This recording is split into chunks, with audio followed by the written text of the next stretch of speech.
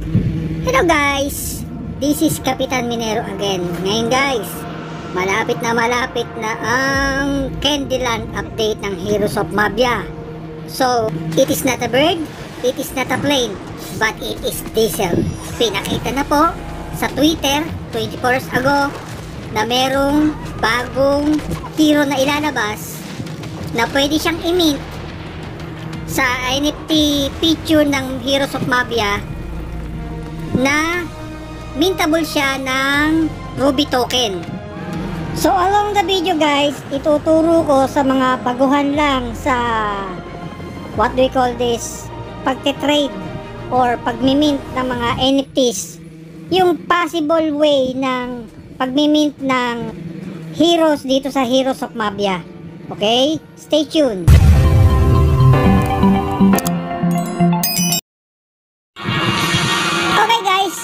Ganito segue muna tayo ng konti bago tayo dumirekta dun sa ating main topic. Ito guys, meron akong nakuhang info ng Heroes of Mabia. Hindi ko lang alam or wala pa tayong info kung itong price na 0.000222656 USDT ay price ng Mabia token or yung sa Ruby, or yung ito yung initial price ng hero pag hindi pa siya na-mint. So eto na nga guys. Okay guys, medyo sumegway lang tayo ng konti doon sa probable price ng Ruby token or yung sa Mabia token or yung sa NFT na hero. So eto guys, ituturo ko sa inyo yung probable way ng pagmi-mint ng hero dito sa Mabia, Heroes of Mabia. Ito guys, first of all, dito sa Armory, nakikita nyo itong picture na to. Dito lilitaw yung si Candyland or yung tinatawag natin na marketplace. Yan, andyan dyan siya, bibili nyo siya ng Ruby or Mabia token.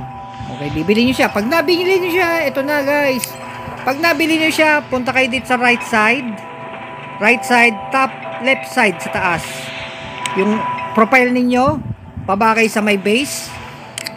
Hanapin nyo yung hero, yung word na hero sa taas. Yan, yung hero na yan, nakikita nyo yung customize na yan, kaya dilaw pa yan kasi wala pa yung picture na yan. Customize na yan, yan yung pag-mint ng hero. Lilitaw dyan si Diesel. Anyway, ang pangalan nga pala ng hero na to ay si Diesel.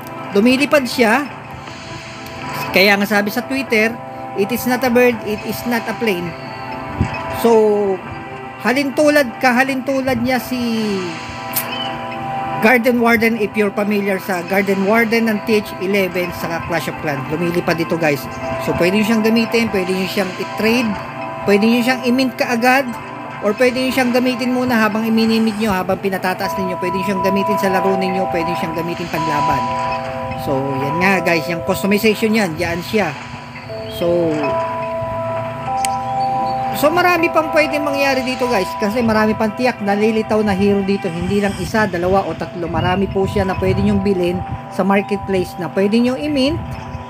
At pag tumaas na ang value, ganito ang gagawin ninyo. Pupunta kayo sa MetaMask, Pancake Swap, tapos galing sa Pancake Swap, isuswap nyo siya sa Binance via USDT. Tapos via USDT, ite-trade nyo siya ng Mabia token para pwede nyo siyang i-trade via P2P, person to person, para may bibili sa inyo yan guys. Tapos ang pwede nyong gawing option para maging pera kaagad, huwag nyong gamitin yung yung PayPal. Automatic GCash yung kunin ninyo para automatic papasok sa ninyo. Para hindi kayo ma-scam guys. Para hindi kayo ma-scam sa Binance. Minsan may mga scam din minsan ng mga trader Pero muna, bayad muna bago yung item. Para utakan lang naman yan Yan ang pinaka the best. Bayad muna bago yung item. So, yun na nga guys.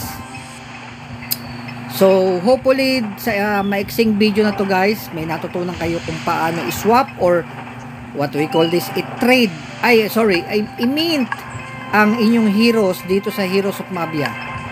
So, muli, this is Kapitan Minero saying paalam and thank you. If you like this video guys, muli, this is like and subscribe, hit the notification bell para lagi kayong updated. Muli, this is Kapitan Minero saying paalam and bye!